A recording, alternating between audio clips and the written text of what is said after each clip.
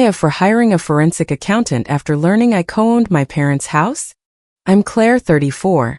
The oldest daughter in a family that always treated being responsible like it was a bill with my name already printed on it. My parents, Elaine and Martin, never said it quite that directly, of course. They wrapped it in softer words. Help, gratitude, family, sacrifice. 4 years, I lived in their converted basement, kept my coffee maker on a narrow shelf beside the laundry room door, and sent them the same bank transfer every month with the same note. Basement rent. I didn't think of myself as trapped back then. I thought I was doing what a decent daughter does when her parents say they're drowning. The basement wasn't terrible, and that was part of why the lie worked. It had a small bathroom, a kitchenette with 2 burners that only worked if I used the right outlet, a narrow window near the ceiling, an old carpet that always smelled faintly of laundry soap no matter how often I vacuumed. There was a dehumidifier in the corner that rattled like a lawn mower, and the laundry room shared a wall with my bed. Every time Elaine washed towels, my headboard hummed. My parents called it a real apartment, but I could hear every chair scrape above me. I could hear Martin clear his throat in the kitchen every morning. I could hear Derek, my younger brother, stomp through the hallway whenever he came over and head straight to the fridge like he still lived there. And even though I was paying rent, I was never treated like a tenant. On Sundays, Elaine would yell down the stairs, "Claire, can you run up here and grab the salad dressing?" Or, "Claire, your father needs help moving the chairs." Or, "Claire, don't forget your aunt is coming, so make sure the basement bathroom is clean in case anyone needs it." If I reminded her that I had plans or that I paid to live separately, she would give me that wounded look she had perfected over 34 years. "I just thought you were part of this family," she'd say. When I first moved down there, Elaine told me the house expenses were crushing them. Mortgage, property taxes, insurance, repairs, everything. Martin would sit at the kitchen table with envelopes spread out in front of him, rubbing his forehead like a man doing math against a hurricane. Elaine said $2,100 was below market, and that I should be grateful they weren't charging more. I believed them. I paid it every month. Same date.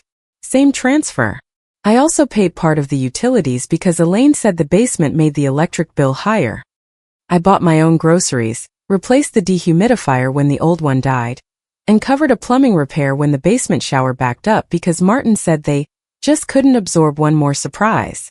The whole time, Derek floated in and out of the house like he had a permanent guest pass to everyone else's effort. Derek was 31 and had the confidence of a man who had never been truly inconvenienced.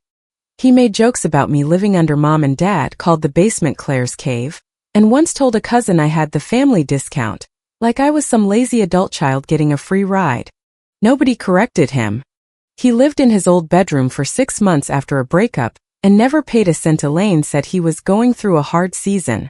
When I asked if he was helping with utilities, Martin said, "Don't keep score with your brother." But somehow they had no problem keeping score with me. The truth started leaking out at a family barbecue. It was one of those loud, sticky afternoons where everyone balanced paper plates on their knees and acted like eating pasta salad outside made us closer. Derek had just pulled into the driveway in a new truck he absolutely couldn't afford. He leaned against it like a commercial, jingling the keys while one of my uncles asked what he was paying monthly. Derek grinned and said, "Less than Claire pays for the basement, probably." A few people laughed. Elaine gave a soft little smile, the kind that said, "Poor Claire," without having to say it out loud. I kept eating my burger because I had learned that defending myself only made Elaine sigh like I had slapped her. My Aunt Ruth was sitting beside me with a paper bowl of pasta salad. Ruth was my mother's younger sister, blunt in a way that made people nervous because she didn't always know when she'd stepped on a family landmine. She frowned at Derek, then looked at me. "Wait," she said. "Why are you still paying rent? Your grandmother wanted that basement to be your start, not your cage." I thought she meant emotionally. I laughed a little and said, "That's sweet, Aunt Ruth, but Grandma didn't leave me a basement." Ruth's face changed. Not dramatically. Not in some movie way. She didn't gasp or drop her bowl. She just went still, and her eyes moved from me to Elaine across the patio. My stomach went cold before she even said anything. "Claire, honey," Ruth said quietly, "I thought you knew." I didn't ask more in front of everyone. That was the first smart thing I did. I waited until Elaine was carrying a tray of corn into the kitchen, then followed her inside. Martin was at the sink rinsing tongs. The house smelled like barbecue smoke, lemon cleaner, and Elaine's vanilla candle that she lit whenever relatives came over. I said, "What did Aunt Ruth mean?" Elaine didn't look confused. That was the first thing I noticed. She looked annoyed. "Ruth has always been bad with details," she said, not meeting my eyes. "Your grandmother talked about a lot of things near the end. That doesn't mean any of it was real." Martin shut off the water slowly. "Don't turn a family gathering into an interrogation," he said. I stared at them. "I'm asking one question." Elaine pressed a hand to her chest. "After everything we've done for you, I can't believe you're making rent sound like a punishment." I didn't say punishment. I asked what Ruth meant. Martin's voice dropped into that calm warning tone he used when he wanted me to feel childish for continuing. "Don't start digging through things you don't understand." That sentence did something to me. It didn't make me yell. It made me quiet. That night, after everyone left and I was back in the basement listening to Elaine unload the dishwasher upstairs, my phone buzzed. It was Derek. "Are you seriously trying to steal from Mom and Dad now? You live in their house." I sat on the edge of my bed, staring at that message from the basement I paid more than $2,000 a month to occupy, and felt something in me go very still. The next morning, Elaine knocked on my door with 2 soft taps and opened it before I answered.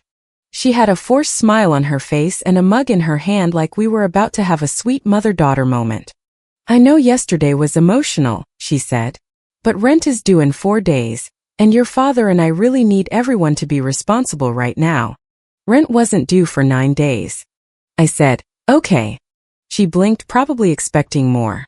I gave her nothing. For years, I had ignored little inconsistencies because I didn't want to be the kind of daughter who audited her parents. Martin said the mortgage had gone up, but he never showed me a statement. Elaine said we're all sacrificing, but Derek always seemed to land on a cushion. I once offered to pay the property tax office directly, just to take something off their plate, and Elaine snapped, "A normal daughter would want to help her parents, not control them." Another time, when the water heater needed work, I asked whether my rent already covered repairs. Martin looked at me across the kitchen table and said, "Don't upset your mother." That was how questions died in our family. They weren't answered. They were made rude.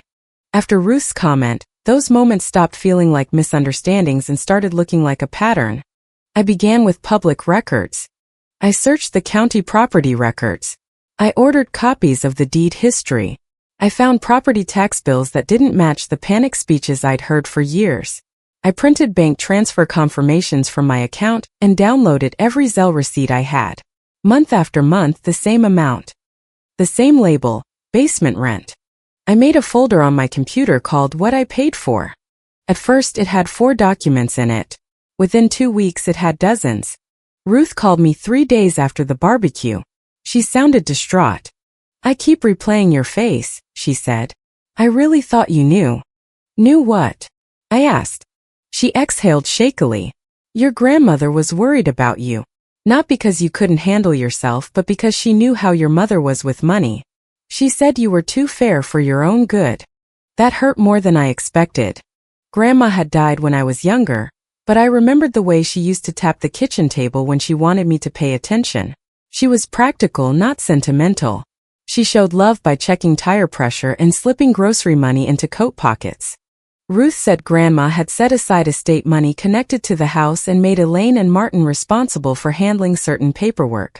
Ruth didn't have every detail, but she remembered one sentence clearly because Grandma had said it more than once. "Claire is not to be priced out of her own safety net." I sat there holding my phone while the basement dehumidifier rattled beside me. I said, "Did my parents know?" Ruth was quiet for too long. Then she said, "I don't see how they couldn't have." That was enough for me to stop treating it like family confusion. I hired Angela Mason, a forensic accountant. Angela was calm in a way that made me feel both safer and more terrified. She didn't gasp at my story. She didn't call my parents monsters. She sat across from me in a plain office and asked for dates, amounts, account names, screenshots, emails, and anything tied to the estate. When I apologized for not having everything organized perfectly, She held up one hand. "I'm not going to tell you what to feel," she said. "I'm going to show you where the money went." I expected her to find sloppy record-keeping. I didn't expect her to find a system. The house hadn't been in the kind of mortgage danger my parents described. Grandma's estate had helped settle the remaining balance years earlier through an escrow account. There were trust-related documents showing I had a financial interest that should have been disclosed to me after I became an adult. Elaine and Martin had signed acknowledgments. They knew. Angela spread the copies across her desk, each page marked with small sticky notes. My name appeared where I had never been told it appeared.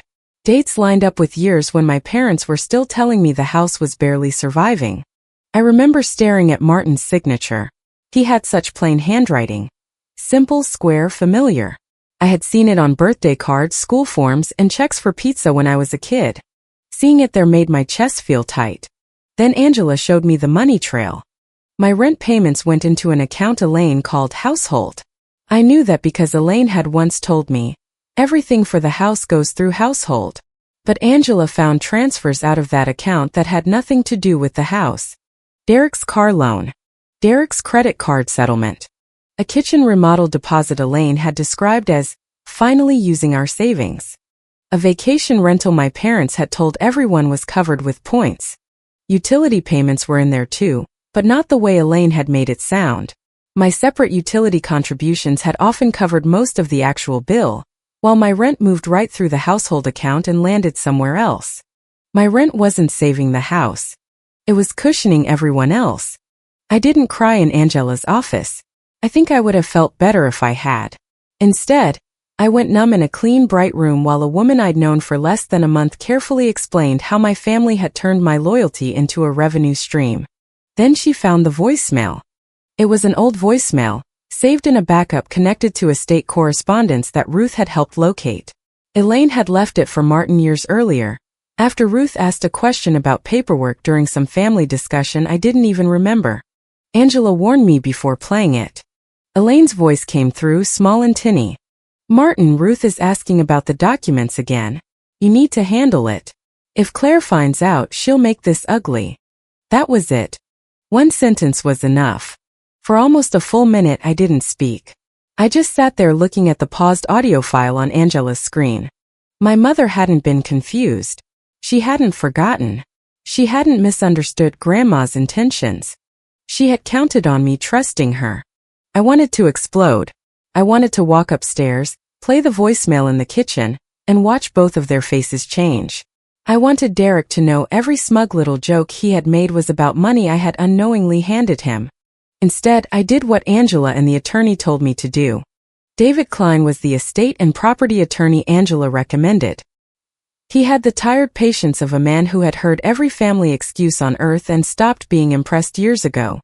After reviewing the first set of documents, he leaned back in his chair and said, "Don't threaten them.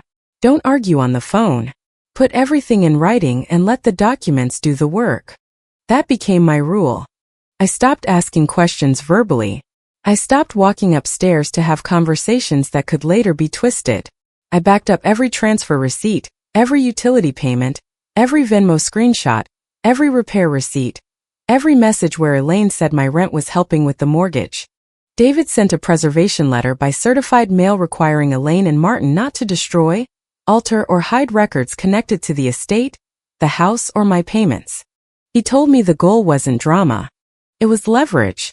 Elaine noticed the change immediately. First came the soft texts. "Your father and I love you. I hope you know that." Then 2 hours later. "Rent is still due Friday. Please don't make us chase you." I didn't answer either message. I paid nothing. The silence made her frantic. Not openly because Elaine didn't do openly, unless there was an audience. She started knocking more, calling more, leaving voicemails that began with, "I'm not trying to pressure you," and ended with a reminder that family doesn't abandon family. Martin caught me near the side door one evening while I was carrying groceries down to the basement. "Your mother hasn't slept," he said. I shifted the bag in my arms. "That sounds hard." His jaw tightened. "You need to stop this." "Stop what?" "Whatever you're doing." I looked at him and said, "Put that in writing." He stepped back like I had cursed at him. A week later, the family group chat turned into a courtroom where I was apparently the defendant and everyone else had been handed Elaine's script. Elaine wrote, "Your father and I are heartbroken. We only asked Claire to be responsible, and now she is punishing us for opening our home to her." Derek jumped in almost immediately. "She got a cheap place to stay for years and now she wants a refund." One uncle wrote, "Claire, money comes and goes. Parents don't." A cousin sent, "I hope this doesn't become something legal. That would be really sad." I stared at the messages while sitting at my little kitchenette table in the basement. A load of towels thumped in the dryer behind the wall. My coffee had gone cold. Above me, I could hear Elaine walking from room to room, probably checking her phone after each message landed. She had made the audience bigger. So I decided everyone deserved the full show. The family dinner happened because Elaine forced it. She invited relatives under the soft excuse that we all needed to clear the air. What she really wanted was a room full of people where she could cry first. I went with a printed folder and a flash drive. The folder had a label on the front. What I paid for. I didn't bring it because I needed drama. I brought it because for 6 years my parents had used confusion as a weapon. Clean paper felt like the only language left. When I walked into the dining room, the table was already set. Elaine had made roast chicken, mashed potatoes, green beans, and the lemon bars she only made when she wanted people to call her thoughtful. Martin sat at the head of the table with his arms crossed. Derek was leaning against the counter, scrolling on his phone like he was bored by a crisis he had helped create. Elaine's eyes were red before I even sat down. "I just want my daughter back," she said to the room. Martin looked at me. "Don't do this to your mother." I placed the folder on the table. "You charged me like a tenant," I said. "Lied to me like a stranger and shamed me like a bad daughter. So now we're using paperwork, not feelings." Derek laughed once under his breath. "Here we go." I pulled out my phone and sent a PDF to the family group chat. The file name was simple. Timeline of receipts. No essays. No insults. Just dates, documents, and numbers. Total rent paid over 6 years. Utility payments. Repair receipts. Texts where Elaine claimed my money was for the mortgage. Property records. Escrow references. Trust-related paperwork. Signed acknowledgments. Transfers from the household account to Derek's debts. Screenshots of Derek mocking me while my payments covered his comfort. And the voicemail. The room went so quiet I could hear the ice maker in the kitchen. One of my cousins opened the PDF first. I watched her face tighten as she scrolled. My uncle, the same one who had said parents don't come and go, put on his reading glasses and stopped talking completely. Ruth sat across from me, pale and furious. Elaine picked up her phone, looked at the first page and said, "This is very private information." I said, "So was my financial abuse, but you made that a family discussion." Martin reached for the folder. I pulled it back. "Copies," I said. "The originals are with my attorney." That changed his face more than anything else had. Derek finally pushed off the counter. "I don't know why my name is in this. I didn't ask where the money came from." Ruth looked at him. "Then why did you text Martin? Don't tell Claire about the house paperwork?" Derek's mouth opened, then closed. That text was in the timeline too. Angela had found references to it in the records David requested, and Derek had apparently never imagined those words could leave his phone and sit in front of the whole family. "That was taken out of context," Derek said. "What context makes that better?" my cousin asked. Elaine stood up so fast her chair scraped the floor. "This is cruel," she said. Her voice shook, but her eyes were hard. "Your grandmother would be ashamed of you for doing this at dinner." For a second, the old training kicked in. My stomach clenched. My first instinct was to soften, to explain gently, to make it easier for everyone else to stay comfortable. Then Ruth put both hands on the table and looked directly at Martin. "Did Claire know about the paperwork?" Martin stared at his plate. Nobody moved. Ruth repeated slower, "Did Claire know?" Elaine said, "That's not the point." I looked at my mother and said, "That is the only point." Martin didn't answer. He didn't have to. After that, the family split into 3 groups, people apologizing, people pretending they had never judged me, and people suddenly very interested in not being involved. My uncle cleared his throat and said, "I didn't have all the information." I said, "You didn't ask for it." A cousin whispered that she was sorry. Another kept looking between Elaine and Martin like she was waiting for them to produce some magical explanation that would make the documents disappear. Derek grabbed his keys. "This is insane," he muttered. Ruth said, "No, what's insane is letting your sister pay your bills while you mock her for it." He left before dessert. Elaine sent me a voicemail that night after I went back downstairs. Her voice was thick and shaking. "I hope you're happy. You humiliated your father and me. You broke something tonight that can never be repaired. All we ever did was try to help you." I saved it and sent it to David. The next morning there was no knock on my door. No reminder about rent. No folded laundry left on the stairs as a fake peace offering. Just silence above me, heavier than the noise had ever been.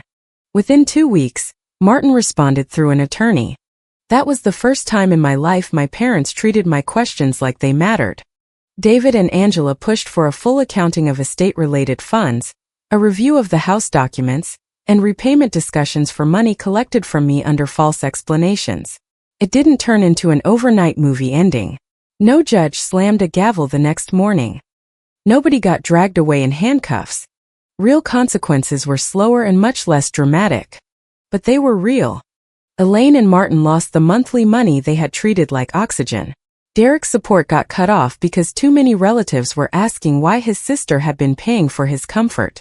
Ruth gave a statement about what Grandma had said, and what she believed Elaine and Martin had known. Several relatives apologized, including one cousin who admitted she had repeated Elaine's version without ever asking me a single question. I moved out of the basement on a Saturday morning. 2 friends came with coffee, cardboard boxes, and a borrowed pickup. I packed quietly. Clothes, books, my little coffee maker, the framed photo of Grandma I had kept beside my bed. The dehumidifier stayed. I had paid for it, but I didn't want anything that reminded me of that room humming in the corner of my next life. Elaine stood near the top of the basement stairs, wearing the same expression she wore when she wanted witnesses to see her suffering.